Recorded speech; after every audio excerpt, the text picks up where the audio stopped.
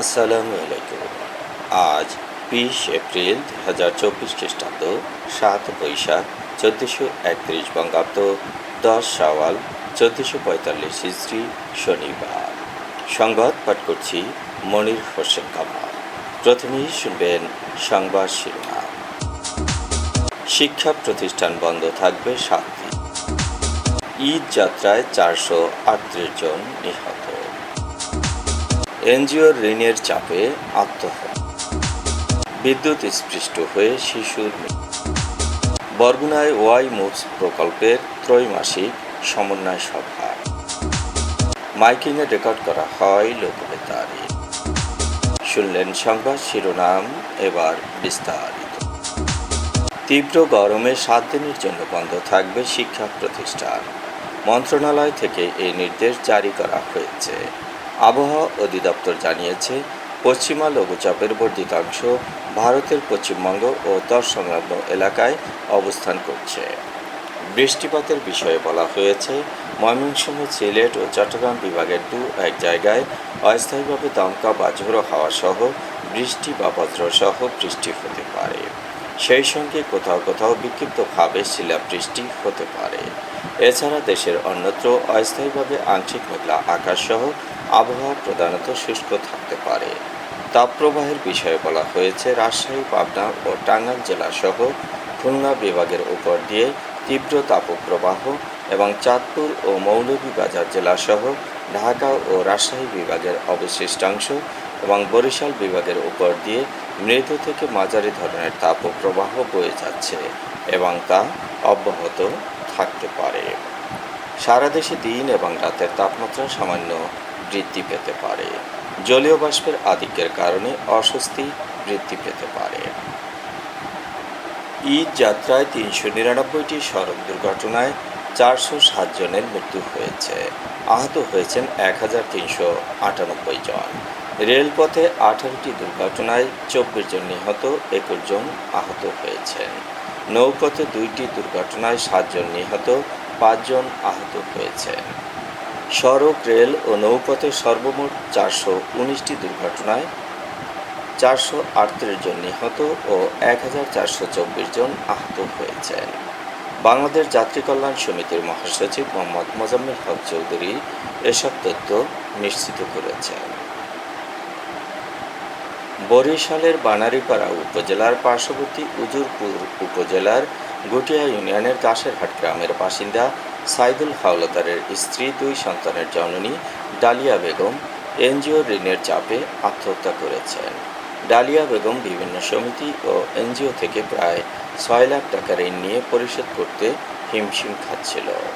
বিভিন্ন এনজিও ও সমিতির লোকজনের চাপে ডালিয়া গলায় ফাঁস দিয়ে আত্মহত্যা করেছে।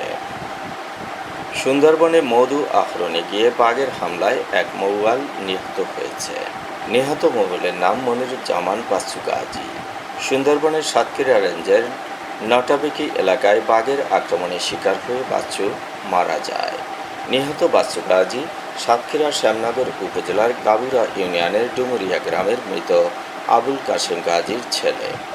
গত 2 এপ্রিল বুড়ি গোয়ালিনী স্টেশন থেকে পাস নিয়ে বাচ্চু গাজী সহকর্মী মোগলদের সঙ্গে সুন্দরবনের গহনে মধু আহরণে গিয়েছিল। গলাচিপায় বিদ্যুৎ স্পৃষ্ট হয়ে এক শিশুর মৃত্যু হয়েছে। শুক্রবার দুপুরে গোলখালী ইউনিয়নের কালীরচর গ্রামে এ ঘটনাটি ঘটেছে।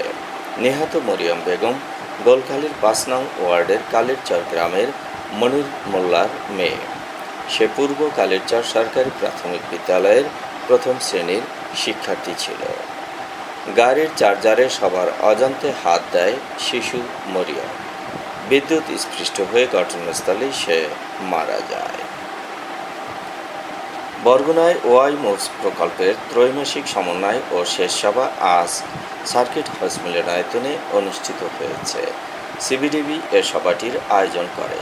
সভায় প্রধান অতিথি ছিলেন জেলা মহিলা ক্রীড়া সংস্থার সভাপতি কানিজ ফাতেমা। বিশেষ অতিথি ছিলেন অতিরিক্ত জেলা প্রশাসক সার্বিক সুব্রা দাস। আলোচনা করেন নির্বাহী ম্যাজিস্ট্রেট রেহেনা আক্তার, বরগুনা পৌরসভার প্যানেল মেয়র হোসনে আরা চম্পা, সিবিডিবির নির্বাহী পরিচালক জাকির হোসেন মিরাজ, বরগুনা প্রেস ক্লাবের সভাপতি গোলাম মোস্তফা কাদের, লোকবেতারের পরিচালক মনির হোসেন কামাল, আরডিএফের পরিচালক এনামুল হক, প্রেস ক্লাবের সাধারণ সম্পাদক জাফর হোসেন হাওলাদার, সাবেক সাধারণ সম্পাদক আবু জাফর মোহাম্মদ সালেহ, প্রকল্প কর্মকর্তা আবুল ইউসুফ সাইদ, বেতাগীর খায়রুল ইসলাম মুন্না, নলটনার আমিনুল ইসলাম, পাথরঘাটার তাসলিমা, তালতলির ইমতিয়াজ, আমতলির ওয়ালিদুর করিম তুহিন, বরগুনার মেহজাবিন অর্থী। সভাপতিত্ব করেন আরিফুল ইসলাম মান্না। মাইকিংয়ে রেকর্ড করা হয় লোকবেতারে। সুমধুর ও সুস্পষ্ট কণ্ঠে মাইকিংয়ের জন্য লোকবেতারের বিকল্প নেই। লোকবেতারের সাউন্ডপ্রুফ স্টুডিওতে করা হচ্ছে গান ও নাটকের রেকর্ড। সেই সাথে লোকবেতারে নামমাত্র টাকায় প্রচার করা হচ্ছে বিজ্ঞাপন। 15 সেকেন্ডের বিজ্ঞাপন প্রচারিত হচ্ছে মাত্র 500 টাকায়, 30 সেকেন্ডের বিজ্ঞাপন 1000 টাকা, 45 সেকেন্ডের বিজ্ঞাপন 13,000 টাকা আর 1 মিনিটের বিজ্ঞাপন প্রচার করা হয় মাত্র 2000 টাকায়। নির্ধারিত টাকার বিনিময়ে প্রতিদিন কমপক্ষে 5 বার করে 1 মাস বিজ্ঞাপন প্রচার করা হবে। মাইকিং ও বিজ্ঞাপনের জন্য যোগাযোগ করবেন 0-17755664445 নম্বরে। এবারে শুনবেন আবহাওয়ার খবর।